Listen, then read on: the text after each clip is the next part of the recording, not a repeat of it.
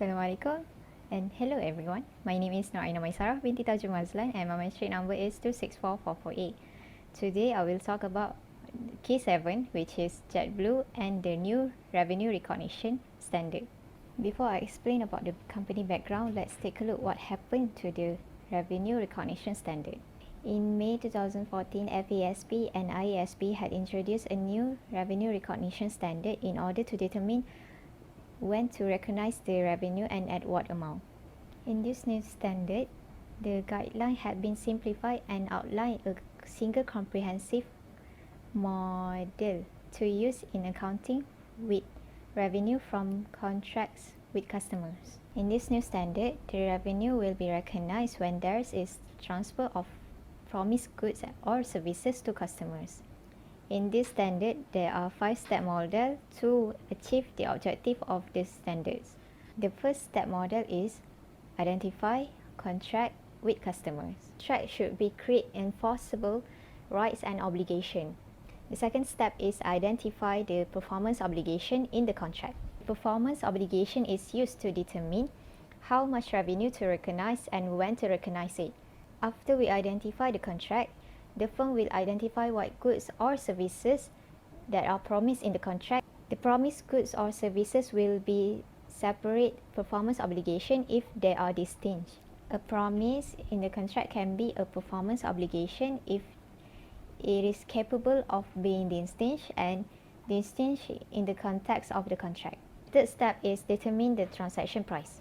The transaction price is the amount an entity expects to be entitled to in exchange for transferring promised goods or services to a customer.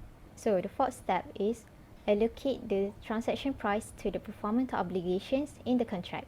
In this new standard, it is required that the transaction price be allocated to each separate performance obligation based on relative standalone selling price determined at contract inception and not adjusted to reflect subsequent changes in the standalone selling price. The fifth step is recognize revenue when or as the entity satisfies a performance obligation. Revenue will be recognized upon satisfaction of a performance obligation by transferring control of the promised good or service to a customer. Performance obligation will be either satisfied over a time or at point in time. Now let's go to the Jetblue Airway Corporation. Jetblue is one of the American passenger carrier company that provide air transportation services across the United States, the Caribbean, and Latin America. There are 3 types of goods or services in a single passenger revenue transaction, which is the first one is flight transportation, frequent flyer miles, and ancillary services. The revenue for flight transportation will be recognized either when the transportation was provided or after the ticket or customer credit expired. In June 2015, the Jetblue had launched a new pricing model, which is fare options. There are 3 types of fare option in the Jetblue, which is Blue, Blueprint, and Blue Flex. Each fare included different offerings such as free check bag, reduced change fees, and additional TrueBlue points. Jetblue also provide a premium product called Mint. This product offers customers a business class experience. Other than TrueBlue points, there is also Monset points, which is an additional level for the most loyal customer who either fly a minimum 30 times with Jetblue and acquire at least 12,000 base flight points within a calendar year, or accumulate 15,000 base flight points within a calendar year. In the US GAAP, Jetblue accounted for loyalty programs using the incremental cost method, whereby it did not consider the issuance of loyalty points to be a component of revenue. Jetblue recorded a liability for the estimated incremental cost, which was usually less than the standalone selling price of outstanding points earned from Jetblue purchase that were expected to be redeemed. Next services that Jetblue provide is ancillary service. The largest ancillary product that Jetblue has is even more species. Prior to the revenue recognition guidance, the fees paid to guarantee certain seat assignment and fees paid for the ability to board early were the next services that JetBlue provide is Fly-Fi. Fly-Fi is actually the Wi-Fi that JetBlue provide in all flights.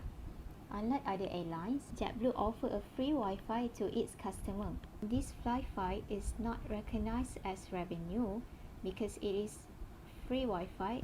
It is simply recognize the cost of providing in-flight Wi-Fi. The next services in in-flight entertainment. JetBlue offers all of its customers 36 complimentary channels of DirecTV. JetBlue also have offered the option to purchase JetBlue feature movie for $5 per movie on all domestic flights.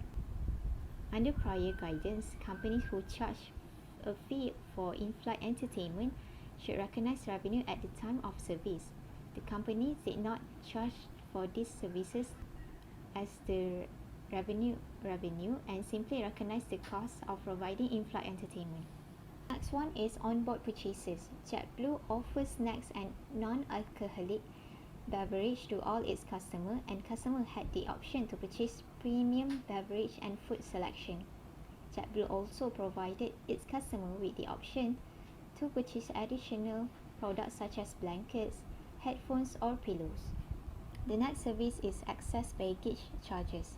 According to the prior guidance, revenue was recognized for baggage fees at the time of service.